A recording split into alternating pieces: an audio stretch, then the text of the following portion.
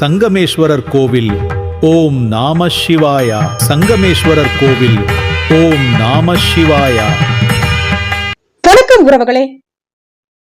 இன்றைய பட்டறை தேடலில் நாம் தரிசிக்கவிருப்பது சகல தோஷங்களையும் நீக்கும் பவானி சங்கமேஸ்வரர் திருக்கோவில்.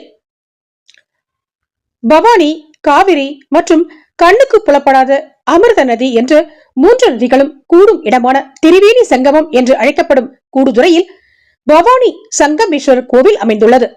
பவானியும் காவிரியும் கூடும் இடத்தில் வடகரையில் சுமார் 4 ஏக்கர் பரப்பளவில் இந்த திருக்கோவில் அமைந்துள்ளது. கோவிலுக்கு 2 வாயில்கள். கோவிலின் பிரதான கோபுரம் வடக்கு திசையில் 5 நிலைகளையும் 7 கலசங்களையும் உடையதாக அமைந்துள்ளது. இந்த கோவிலில் சங்கமேஸ்வர், வேதநாயகி சன்னதிகள் மட்டுமின்றி ஆதிகேசவ பெருமாளுக்கும் சௌந்தரவல்லி தாயாருக்கும் சன்னதிகள் அமைந்து சைவ வைணவ ஒற்றுமைக்கு ஒரு எடுத்துக்காட்டாக விளங்குகிறது. இத்தலத்தில் உள்ள முருகப்பெருமானை அருணகிரிநாதர் தனது திருப்புகழில் பாடியுள்ளார். முருகன் சன்னதிக்கு அருகில் 3 கால்கள், 3 கைகள், 3 தலைகளுடன் ஜ்வரஹரேஸ்வரர் திருவுருவம் காணப்படுகிறது. திருஞான சம்பந்தர் இத்தலத்துக்கு வருகை தந்த போது அவருடைய அடியார்களை ஜுர நோய் பீடிக்க இங்குள்ள ஜ்வரஹரேஸ்வரரை வழிபட்டு அவர்கள் நோய் நீங்க பெற்றார்கள் என்று கூறப்படுகிறது. கோவிலின் தென்மேற்கு மூலையில் உள்ள தல விருட்சம் இலந்தை மரம். இது தனிச்சிறப்பு கொண்டது. வேதமே மர வடிவம் எடுத்து வந்திருப்பதாக ஐதீகம். இங்குதான் குபேரனுக்கு சிவபெருமான் சுயம்பு மூர்த்தியாக தரிசனம் தந்துள்ளார். இம்மரம் தினமும் இறைவனின் நைவேத்தியத்துக்கு சுவைமிக்க பழங்களை தருவதாக கூறுகிறார்கள். வேதநாயகியின் சன்னதி கிழக்கு நோக்கி அமைந்துள்ளது. இந்த சன்னதியின் வலப்பக்கம் சுப்பிரமணியர் சன்னதி அமைந்துள்ளது. சுப்பிரமணியர் சன்னதியை கடந்து சென்றால் இந்த கோவிலின் மூலவரான சங்கமேஸ்வரர் கோவில் அமைந்துள்ளது. இது ஒரு சுயம்பு லிங்கம் என்று கூறுகிறார்கள். சுப்பிரமணிய கடவுளான முருகனுக்கு அம்பாள் மற்றும் சுவாமி சன்னதிக்கு நடுவில் சன்னதி அமைந்திருப்பது சோமாஸ்கந்தர் அம்சம் என்றும் கூறுகிறார்கள்.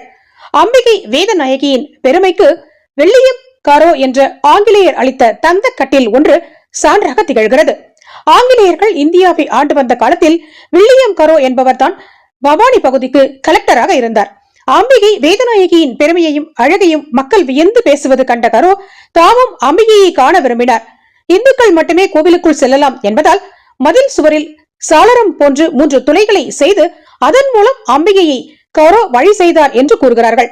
கரோவும் அம்பிகையும் அச்சாளத்தின் மூலம் தினமும் கண்டு வழிபட்டு வந்தார். அந்த துளைகள் இன்றும் அமைந்திருக்கின்றன.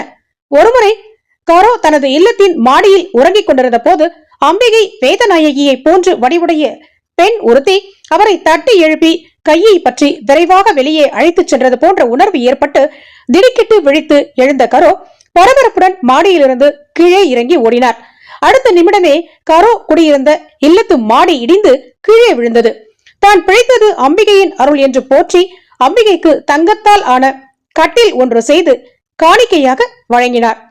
அதில் தனது கையொப்பமும் இட்டார். இந்த சம்பவம் நடந்தது 1804 வருடம் ஜனவரி 11 என்று கூறுகிறார்கள். தமிழகத்தின் சிறந்த பரிகார தலங்களில் பவானியும் ஒன்று. பிறப்பு முதல் இறப்பு வரையில் உள்ள அனைத்து தோஷங்களுக்கும் இங்கு பரிகாரம் செய்யப்படுகிறது. வருடத்தின் எல்லா நாட்களிலும் இத்தலத்திற்கு வந்து நிறைய பேர் பரிகாரங்கள் செய்து கொள்வதாக கூறுகிறார்கள். சைவ வைணவ ஒற்றுமைக்கு எடுத்துக்காட்டாக விளங்கும் இந்த திருக்கோவிலின் லக்ஷ்மி நரசிம்மர் சன்னதியின் வெளிப்புறத்தில் தம்பூரா மீட்டிக் கொண்டிருக்கும் ஹனுமன் உருவத்தை காண்பது மிகவும் வியப்புக்குரியதாக அமைந்திருந்தது. காவிரி ஆறும் பவானி ஆறும் கூடும் சங்கமத்துறையில் காயத்ரி லிங்கேஸ்வரர் கோவில் அமைந்துள்ளது. முனிவர் விஸ்வாமித்ரால் காயத்ரி மந்திரம் சொல்லி பிரதிஷ்டை செய்யப்பட்டதால் இறைவனுக்கு காயத்ரி லிங்கேஸ்வரர் என்றும் பெயர். இக்கோவில் அருகே தினமும் பரிகார பூஜைகள் நடந்தபடி இருப்பதை காணலாம். இந்த ஊரில் எரிக்கப்படும் சடலங்களின் மண்டை ஓடுகள் வெடித்து சிதறுவதில்லையாம். இத்தலத்து மண்ணுக்குள் ஏராளமான சிவலிங்கங்கள் இருப்பதால் இவ்வாறு நடப்பதாக சொல்லப்படுகிறது. என்ன உறவுகளே, வேதநாயகி உடனுரை சங்கமேஸ்வரர் திருக்கோவிலை தரிசித்ததில் மகிழ்ச்சிதானே? மேலும் இது போன்ற நல்லதொரு தேடலில் சந்திக்கும் வரை உங்களிடமிருந்து விடைபெறுகிறேன். உங்கள் மூளைப்பட்டறை முனைவர் இளவரசி. வாய்ப்புக்கு நன்றி. வணக்கம்.